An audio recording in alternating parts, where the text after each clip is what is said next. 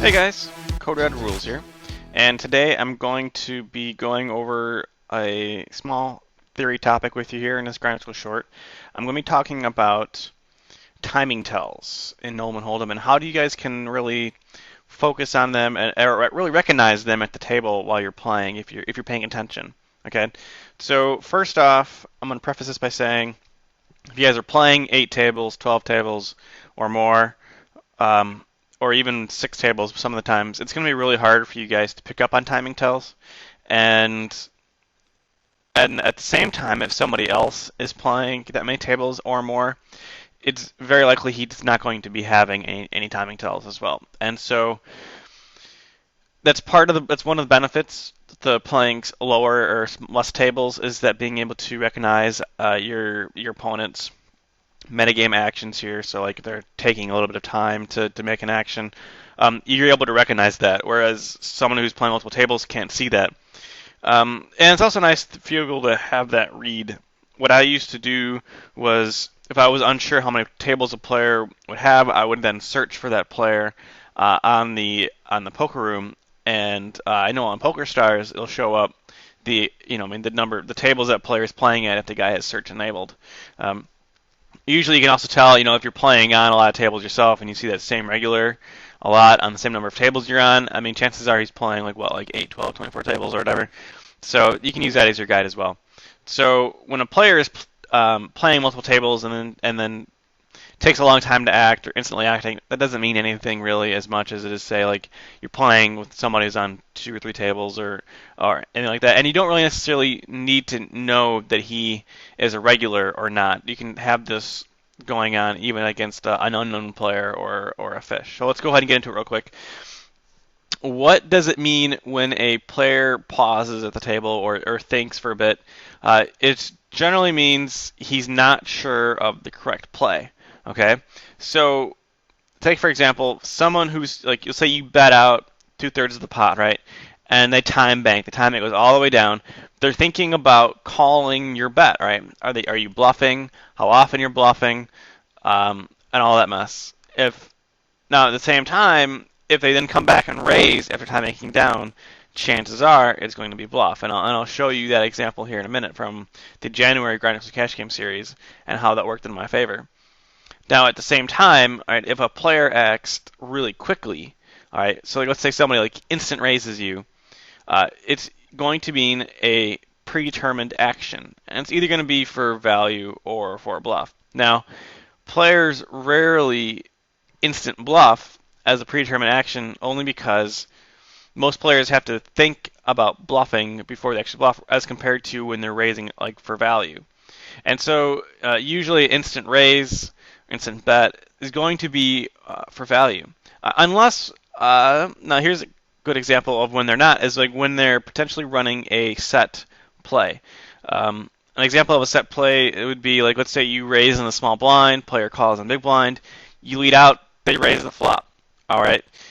Most of the time, the player has it in their head that they're raising that flop no matter what happens. Now, I don't really like that I don't like that set play all that often because most of the time you're taking out the whole board and how the board affects your play and whatnot. And so when you're blind versus blind raises or post flop play, those generally have a bit more of a bluff factor going on, and I would give that the benefit of the doubt as compared to a non-blind versus blind scenario. All right, so let's go into this hand real quick here that I played against Quizit in the last Grinders Cash Game series. Right now, what I raise pre-flop, he calls flop, he calls turn, and the river comes in, and I lead out 2/3 of the bet. All right, I don't think he has a 7 here all that much. But at the same time, I used to coach him a long time ago, so he knows how I play. I kind of have an idea how he plays. And where he went wrong was when he decided to make this raise, he time banked down, and he thought about it for a large portion of the time. So let's take, for example, if he had pocket 4s here on this flop, or ace 7, or pocket queens, or pocket 8s, right? A lot of the times when this river comes in, he sees the bet, he's not going to take an extraordinary amount of time to make a raise. So even if it's just like 1,000, 2 1,000, 3 1,000, boom, raise. All right, that's a standard raise time. Okay.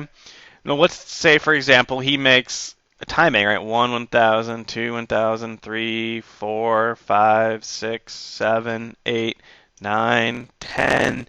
You know what I mean? He's boom, then he raise. Some sites give you a lot of time to make this raise.